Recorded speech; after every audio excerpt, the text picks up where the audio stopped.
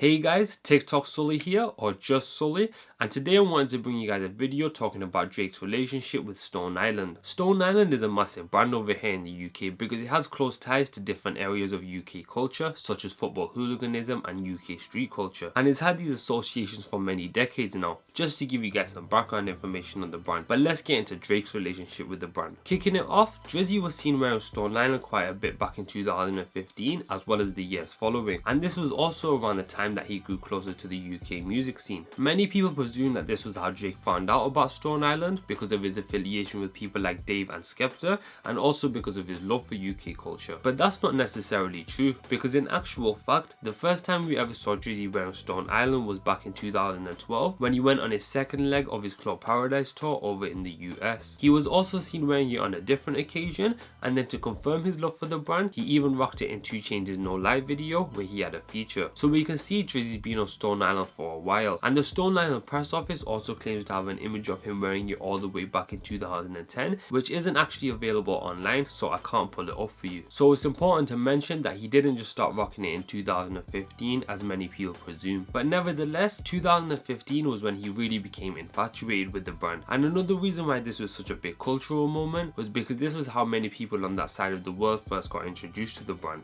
through seeing it on Drake. From 2015 onwards, Drake's love for Stone Island just kept growing and growing, to the point that it pretty much became his uniform. We also saw the OVO crew rocking it along with him, which really harmonized this relationship between Drake's brand and the Stone Island brand. And that's where this massive love for the Italian brand really kicked off for OVO. From there, Drizzy dropped his 4th studio album entitled Views, which led him to tour on the album for his Summer 16 tour. For that tour, OVO and Stone Island collaborated on a jacket for Drake, and only 23 pieces were made, which I'm assuming were for friends and family. Following this, Drake also went on to even link up with the CEO of Stone Island, being Carlo Rovetti, and he even linked up with Carlo Rovetti's sons, being Matteo and Matteo Rovetti, showing that he has a close and personal relationship with even the people behind the brand. Jumping from there, we go to the European leg of the Boy Meets World tour, which took place in 2017, and this was where Drizzy really showed his dedication to the Stone Island brand. For that tour, OVO and Drake linked up with Stone Island once again to collaborate on the tour's wardrobe, this time by making multiple different pieces for him to wear, which he did on each and every night of the tour. There was also a friend and family t-shirt design that went along with it that OVO members wore, and this was also used as a promotional item for his upcoming tape, More Life. But halfway through that tour, Drake decided to go even crazier, and he commissioned a jewelry piece by the famous jeweler Ben Baller. Now this wasn't no regular commission, because when we saw the two unveil it at his Manchester leg of the tour,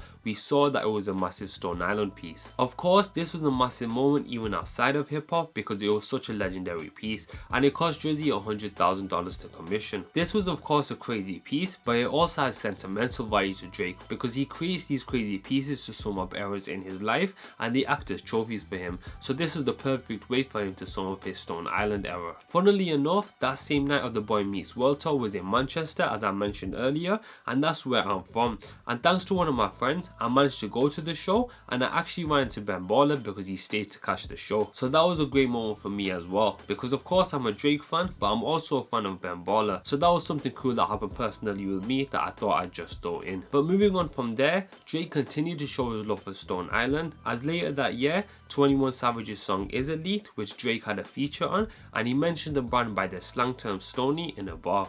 That's my old team. It's a TBT. It's a tax bracket.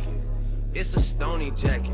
And then for the 2017 Billboard Awards, Drake wore a white Stone Island tracksuit to appear on the red carpet. This was a big moment for Drake, because this award show gave him one of his biggest accomplishments as an artist, as he won a total of 13 Billboard Awards that night, beating out Adele's previous record of 12, which made him the biggest single year winner of all time. So this was a legendary moment for him, and just as an honourable mention, he also gave one of his best performances ever that night, as he performed Gail Chester out on the Las Vegas Bellagio Fountains, and he also brought Baka up there with him, who was also wearing the same Stone Island outfit. After this, in 2018, Drake linked up with the Stone Island archivist from out here in the UK by the name of Arco Meyer, and he laced Drizzy up with some Stone Island archive pieces that only a true Stone Island enthusiast would pursue. So this was something that the two bonded over, and have since formed a relationship, where Drizzy can get sought after Stone Island archive pieces from him whenever he wants. Drake's even delved into getting customized Stone Island pieces thanks to his stylist Melanie Sanchez, as she introduced him to Cheeto by Sanchito,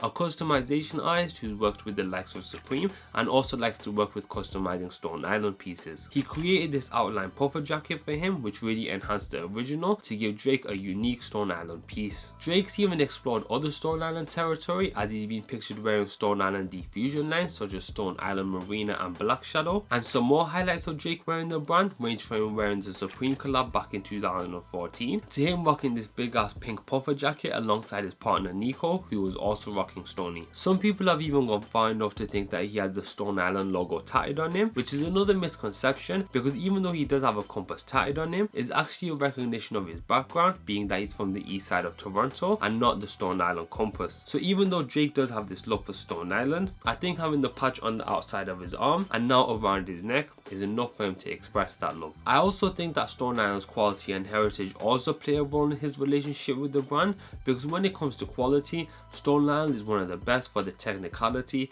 fabrics and materials.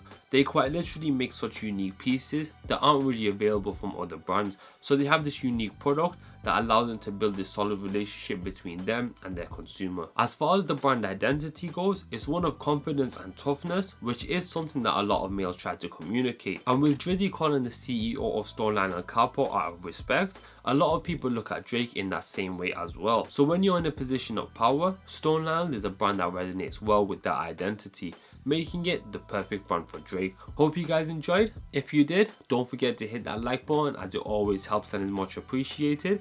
And if you're new here and you're interested in fashion and hip hop, then make sure you also hit that subscribe button down over there. Also, I have a playlist for all the latest and greatest music videos over here, so you can check that out as well if you guys are interested. And make sure you also follow me on my Instagram, which is TikTok Sully, and I'll be sure to leave a link to that down below in the description. But that's all from me today. Thanks for watching, and I'll catch you in the next one.